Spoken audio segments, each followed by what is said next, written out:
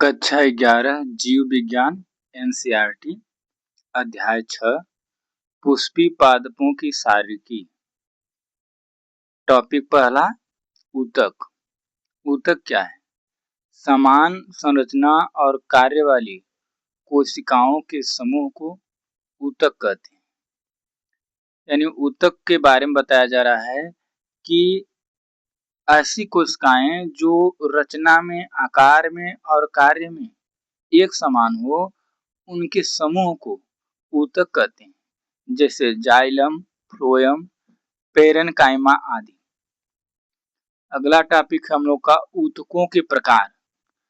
ऊतक दो प्रकार के होते हैं, पहला विभाज्योतक ऊतक और दूसरा अस्थायी ऊतक। विभाज्योतक ऊतक उसे कहते हैं जिनमें लगातार विभाजन होता रहता है और इसी कारण पौधों में विकास व वृद्धि होती है। अस्थायी ऊतक वो होता है जिसमें विभाजन नहीं होता है और उसी के कारण पौधों की विकास व वृद्धि रुक जाती है। विभाज्योतक ऊतक के प्रकार। विभाज्योतक ऊतक तीन प्रकार के होते हैं। पहला है शीर्षस्थ विभाज्योतक ऊतक। जो शीर्षस्थ विभाज्योतक ऊतक है, यह पौधों के जड़ और तना के शीर्ष पर पाया जाता है। यानी पौधों के जड़ के सबसे निचले भाग में और तना के सबसे ऊपरी भाग में शीर्षस्थ विभाज्योतक ऊतक पाया जाता है। शीर्षस्थ विभाज्योतक ऊतक के कारण ही पेड़ पौधों की लंबाई में वृद्धि होती है। दूसरा है अंतर्वेशी विभाज्योतक ऊतक, इंटरकैलेरी मेरिस्टेम। जो अंतर्वेशी विभाज्योतक ऊतक होता है वह पर्व संधियों पर पाया जाता है। आप गांव में गन्ना देखे होंगे, गन्ना पे जो गांठें होती हैं जहां से उसकी आंखें निकलती हैं, या आप दूब देखे होंगे, दूब में जो गांठें होती हैं उन्हीं को पर्व संधिया कहते हैं।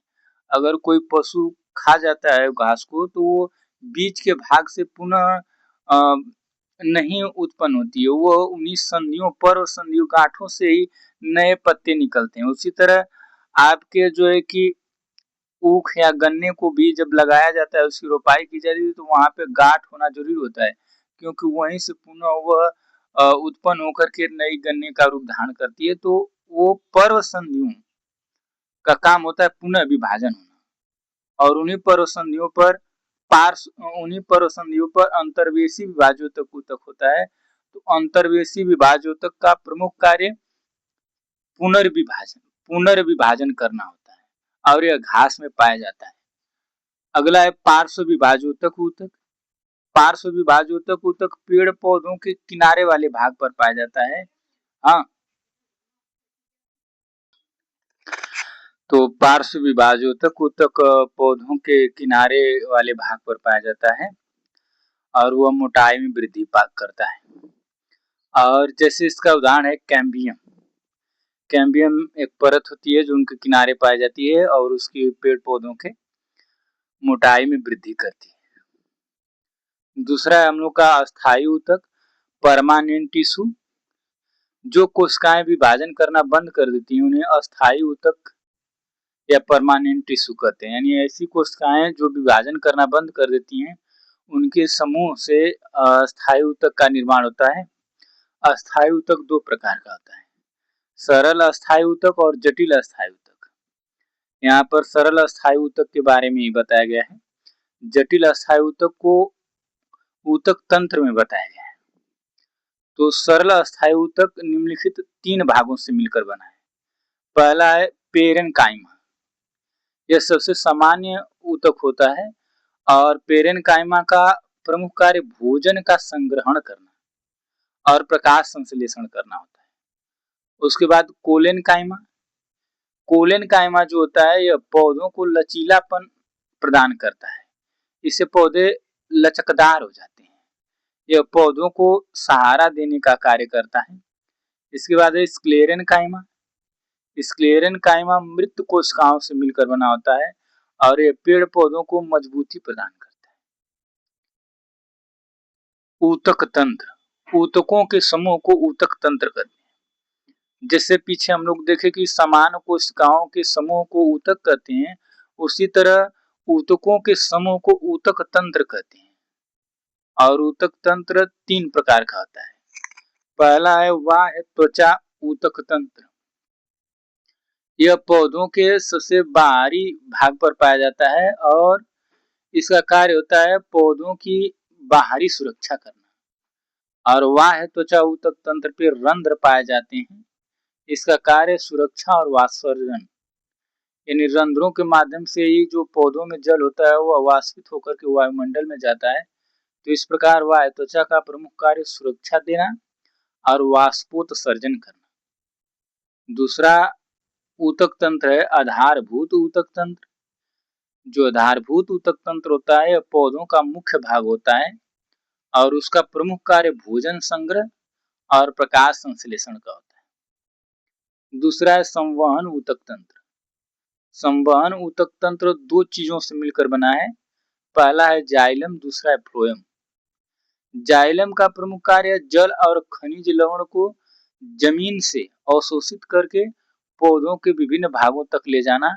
और फ्लोएम का कार्य पत्तियां जब सूर्य के प्रकाश से भोजन बना लेती हैं तो उस भोजन का पत्तियों, तना और जड़ों तक ले जाना। अगला टॉपिक है द्विबीजपत्री तथा एक बीजपत्री पादपों का शरीर। और इसमें हम लोग पहला पढ़ेंगे द्विबीजपत्री तना। द्विबीजपत्री तना की विशेषता क्या होती है दोस्तों? उसमें जो संवहन बंडल होते हैं वे वलय के रूप में व्यवस्थित होते हैं, गोलाकार आकृति के रूप में संवहन बंडल होते हैं और उसमें कैम्बियम उपस्थित होती है। द्विबीजपत्री तना में कैम्बियम उपस्थित होती है और इनमें द्वितीयक वृद्धि होती है, जैसे सरसों और मटर। अब एक बीजपत्री का तना कैसा होता है? तो इसमें संवहन बंडल बिखरे होते हैं, वहां वलय के रूप में होते हैं, यहाँ बिखरे होते हैं। कैम्बियम अनुपस्थित होता है। द्विबीजपत्री में कैम्बियम उपस्थित होता है लेकिन एक बीजपत्री में कैम्बियम अनुपस्थित होता है और इसमें द्वितीयक वृद्धि नहीं होती, जैसे गेहूं और मक्का।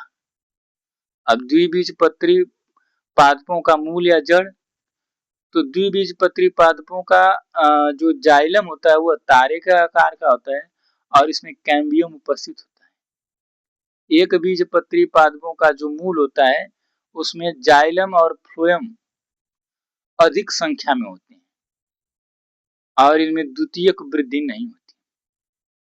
अब द्वितीयक वृद्धि क्या होता है? तो पौधों की मोटाई में वृद्धि को ही द्वितीयक वृद्धि होती कहते हैं। ये कहाँ होती है? तो द्विबीजपत्री पादपों के तना में होती है और जिम्नोस्पर्म में होती है।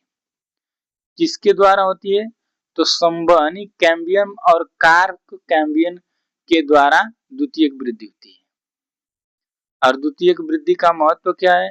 तो तने को मोटा बनाती है, पौधों को मजबूती देती है, अधिक जल एवं भोजन परिवहन में सहायता करती है।